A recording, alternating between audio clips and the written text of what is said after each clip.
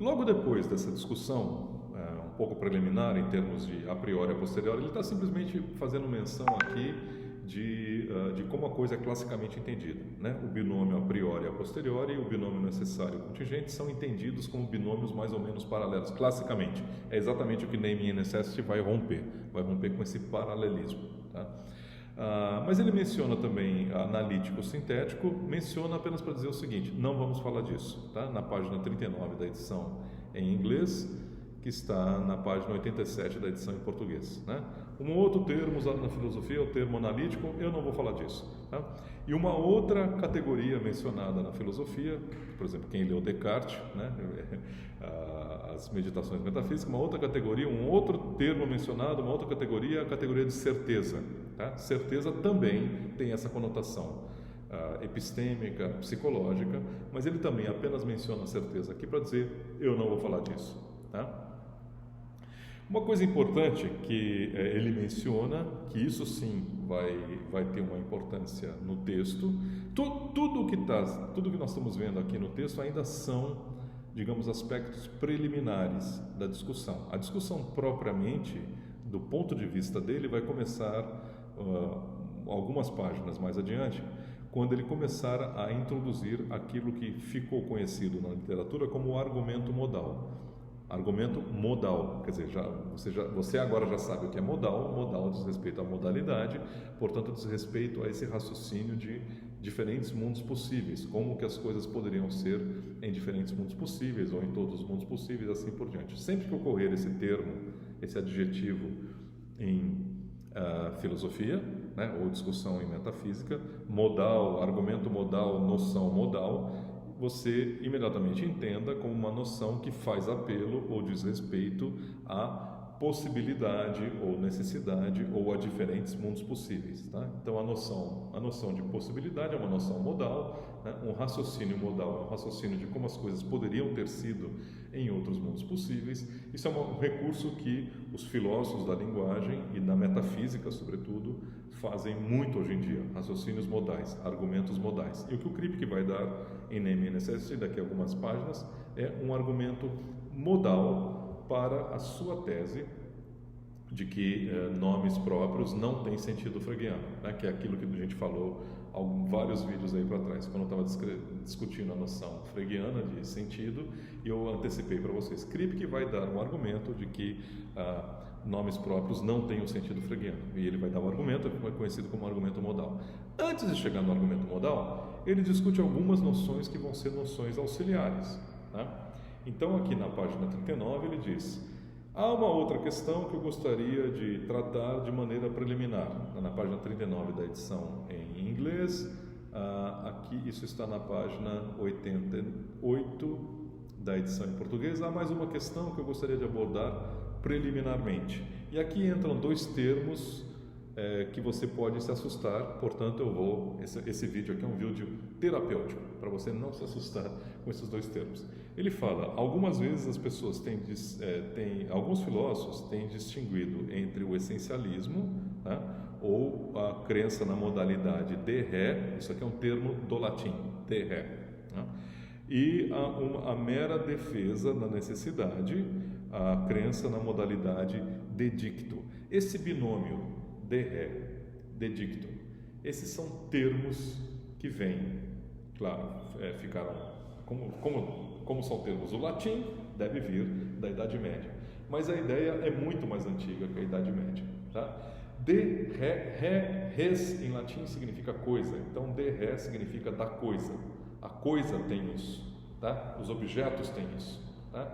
E de dicto, como você deve imaginar, não é a coisa, e sim aquilo que é dito, as palavras, as sentenças, as proposições, né? Mas a ideia é a seguinte, nós falamos aí para trás das noções modais, tá? Vamos concentrar em necessidade e possibilidade, pode ser contingência também, tá? Vamos falar das noções modais, necessidade, contingência, possibilidade, tá? Classicamente, há duas interpretações dessas noções modais, tá? Aristóteles e os criadores da metafísica clássica, né? Aristóteles é o grande nome, Ele achava que necessidade e possibilidade são características das propriedades que um indivíduo pode ter. Então, por exemplo, eu sou um ser, eu estou usando camisa verde hoje. É uma propriedade que eu tenho. Marco tem a propriedade de estar usando camisa verde hoje. Ou o dia de hoje tem a propriedade de estar ensolarado. Tá? Esta propriedade, Aristóteles diz, não é uma propriedade necessária de Marco, e sim uma propriedade acidental. Acidental por quê? Porque eu tenho camisa verde hoje, mas eu poderia não ter camisa verde. Tá? Então, a propriedade de estar usando camisa verde não é uma propriedade, isso é Aristóteles, hein? Não é uma propriedade necessária minha. A propriedade de usar óculos ou de ser míope não é uma propriedade necessária minha, mas é uma propriedade acidental, ou seja, eu sou míope, mas poderia não ser, minha visão poderia ser perfeita, poderia não usar óculos. Tá? Tem várias propriedades, possivelmente a maioria das propriedades que você está enxergando, quando você me vê na tela, são propriedades acidentais, ou seja, eu tenho, mas poderia não ter. Tá? Mas há propriedades, que Aristóteles diz, caracteriza como sendo propriedades essenciais, não são propriedades acidentais, são propriedades essenciais desse indivíduo aqui.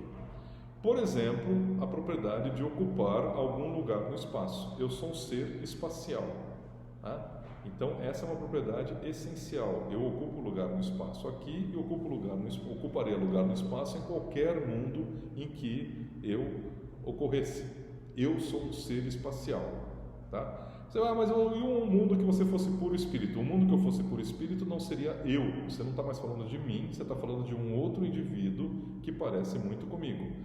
Porque uma propriedade essencial desse indivíduo que está aqui falando com vocês é de ser um indivíduo espacial e não puramente mental. Né? A propriedade de ter uma mente, você pode não acreditar, mas existe uma mente por trás desse indivíduo que está falando aqui, desse corpo que está gesticulando, produzindo sons, etc, etc. Existe uma mente, ou seja, é um ser racional, por incrível que pareça. Tá? Isso, novamente, de acordo com Aristóteles, é uma propriedade essencial desse indivíduo aqui, ou seja, não poderia ser esse indivíduo em outro mundo possível se não tivesse essa propriedade.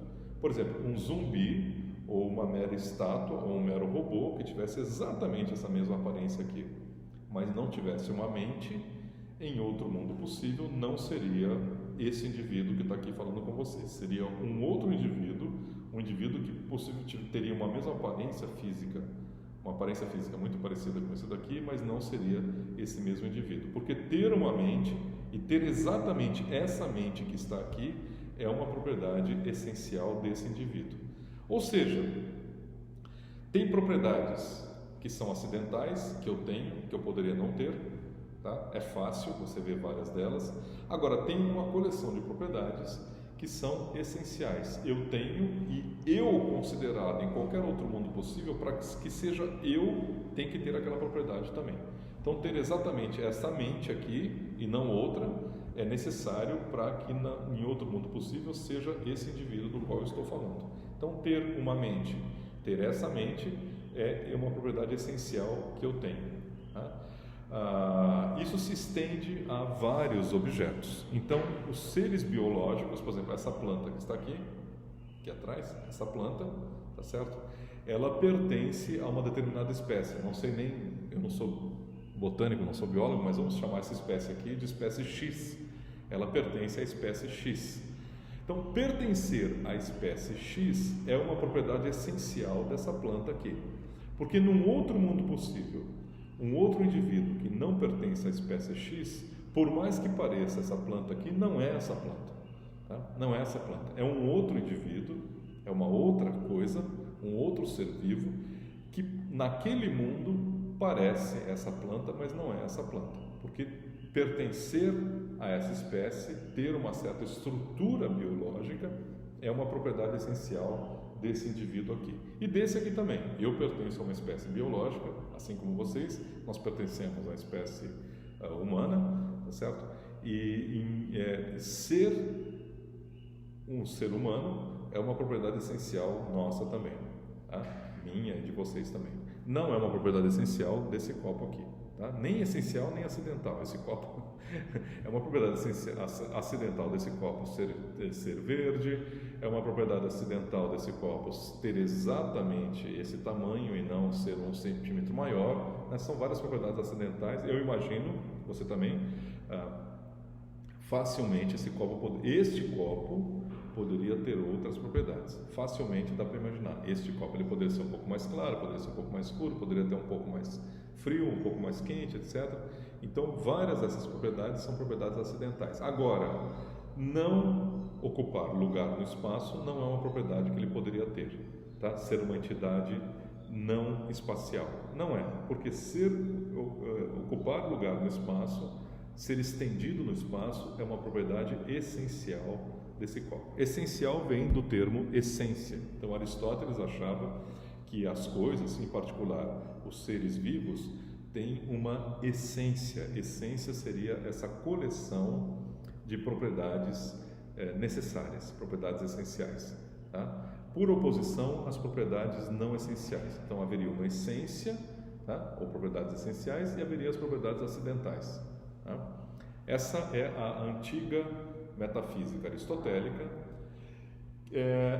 No século XX, houve uma crítica muito forte dessa metafísica aristotélica, dessas noções metafísicas de propriedade. Então, quando nós falamos de propriedades essenciais da coisa, na Idade Média, isso ganhou esse termo chique, de ré. De ré significa da coisa, a res, né, em latim.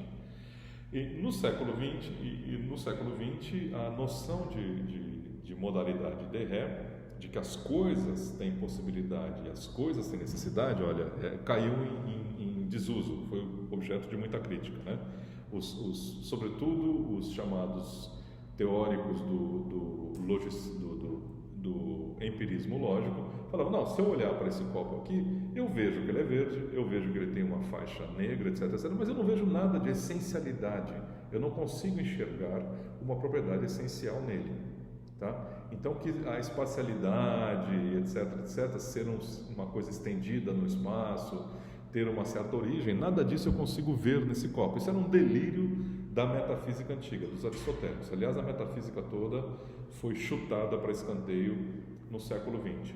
Tá? As pessoas diziam o seguinte: a única coisa que é necessária ou contingente, ou necessária ou possível, são coisas que nós dizemos sobre o copo. São palavras, são sentenças, são proposições. Portanto, a única noção inteligível de necessidade ou de possibilidade ou de modalidade é a modalidade de dicto, ou seja, não é a coisa que tem necessidade, possibilidade, propriedades necessárias e propriedades acidentais, não é a coisa, mas sim aquilo que nós dizemos sobre a coisa.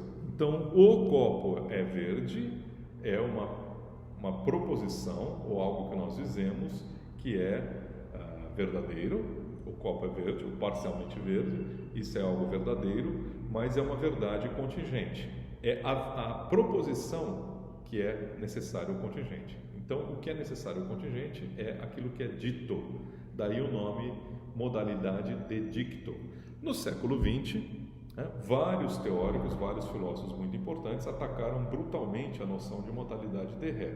Tá? E disseram, não, a única modalidade que faz sentido é a modalidade de dicto, ou seja, aquilo que é dito é que pode ser necessário ou possível ou contingente. Tá? Então não é Marco ser necessariamente racional, isso não faz sentido para esses filósofos. Né? O que é necessário é a seguinte proposição: né? Marco é racional, né? E é isso que é verdadeiro ou falso nos vários mundos possíveis. Tá? E não é que Marco tem a propriedade essencial de estar usando camisa verde, não sou eu que tenho uma propriedade acidental, né? É a proposição, Marco está usando camisa verde, que é uma proposição contingente ou uma proposição possivelmente falsa. Então, apenas a modalidade de dictum. Kripke vai contra isso. Parte de Naming and Necessity é uma restauração, uma volta à noção aristotélica de modalidade de ré. As coisas podem ter propriedades necessárias e propriedades contingentes. Vamos ver.